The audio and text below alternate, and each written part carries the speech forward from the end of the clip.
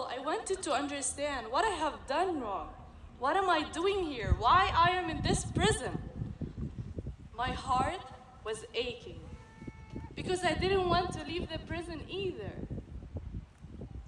For 14 days during Israel-Hamas war in the fall 2023, I huddled with 27 members of my family in the basement of the house that my father built, trying to escape bombs overhead and soldiers going house to house, pulling people into the streets and shooting them. We had no electricity, no Wi-Fi. We ran out of fresh food, then canned food, and then we ran out of water. My father wanted to stay, but me and my brother, we said to Baba, we have to leave now. This is our last chance. We took what we could put in our pocket, and we carried and we walked 25 miles to South Gaza, as it called now Rafah. We slept in the street for a month, trying to get papers so we can leave this prison, Gaza. Then, through a serious miracle, we made it to Egypt, then Saudi Arabia, and then we made it to the United States. In Palestinian culture, storytelling is not just something we enjoy. It's something we grew up on as children to help us understand what's the world look like. Storytelling teaches geography, history, and life experience in a way that even feel way deeper than what school actually teaches us. Stories of occupation, homelessness, being a refugee. These stories are not always easy to hear. Sometimes they're beautiful, but often they are very, very painful. I grew up listening to these stories with my grandmother, learning from her spoken stories and her own and other experience. She was, as we say in Arabic, hakawati, a storyteller. These traditions of women storytelling, women sharing stories with future generations, run really, really deep in our culture. When I was 5 years old, my grandmother started telling me about these stories, about the Nakba, the Israel War of Independence on North Palestine, that displaced nearly 1 million Palestinians from their home and their lands. My family was one of these displaced families, forced to move what now we call Yakhni in Israel, to Gaza City. When I was in 7th grade, I started learning about the history of Palestine.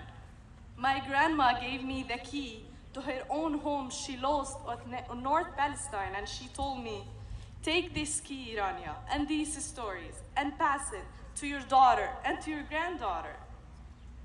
My grandmother used to tell me about the home she left behind. When my family left Gaza, I brought her key with me, along with the key of my house in Gaza, that I wish I'll go back one day. The dream that I had in Woodstock reminded me I was reliving my grandma's story, who could not read or write. I too was displaced from the only home I knew.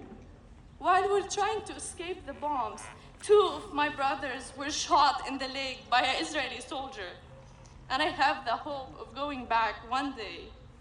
I fled holding the key and the stories my grandma told me.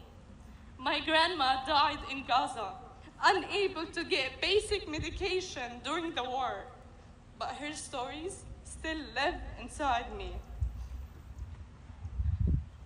After we left Gaza, I was stranded in Saudi Arabia, taking courses online and babysitting my brother's children.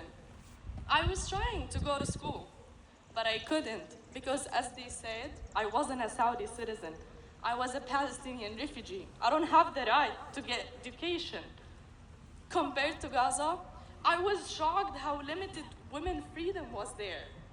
All this time, I had the faith in my heart that something better will happen.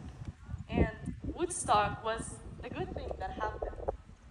In the spring of 2024, I received a scholarship and student visa to Woodstock Academy, where I studied science seriously for the first time. I learned to write, to think in English, and moved past my own grave to help other people grow and learn. Woodstock has become my second home. If someone had told me a year ago that I would feel this sense of belonging, I wouldn't believe them. This community is completely different from where I came from. When I first arrived, after the shock of fleeing home during a war, I experienced a deeper culture shock. Adjusting to this new community, I was suddenly surrounded by students from all over the world, speaking different languages, practicing different traditions, and living in a ways I never experienced as Palestinian from Gaza. In the beginning, I felt very overwhelmed. But later, this community taught me more than I ever expected. It shaped me into someone who relies on herself, speaks up, and works hard for myself and others. It's where I learned English fluently, challenged myself academically in completely different and new subjects, and pursued topics that came from my own and past generations of women lived experience, like the challenges of divorce in Muslim culture. More importantly, Woodstock gave me confidence in who I am, and I learned how to trust my teachers, how to ask for help.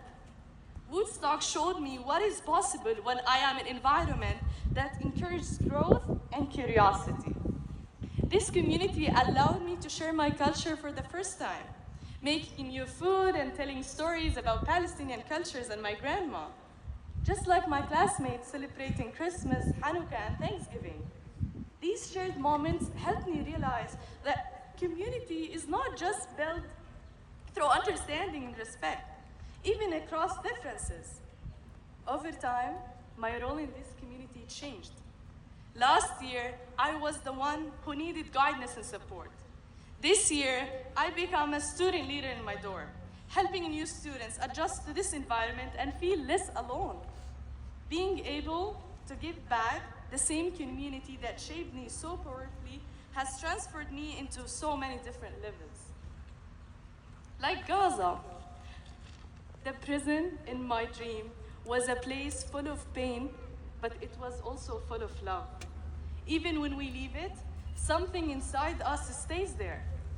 That morning, after the dream of prison, I woke up determined to turn my past into fuel to help other people and to give back Woodstock every day of my life. Like my grandmother, I would be the Hakawati, the storyteller, the person who talks and tells stories about the most important things in the world, so they're not lost or forgotten. I turn the pain of sadness and exile into fuel that helps me work for the freedom and liberation of all people. As we walk out of Woodstock into the rest of our life, we all have childhood wants that are imperfectly healed. I invite you to tell your stories and use your voice, not just for yourself, but for everyone whose voice are not heard. Thank you.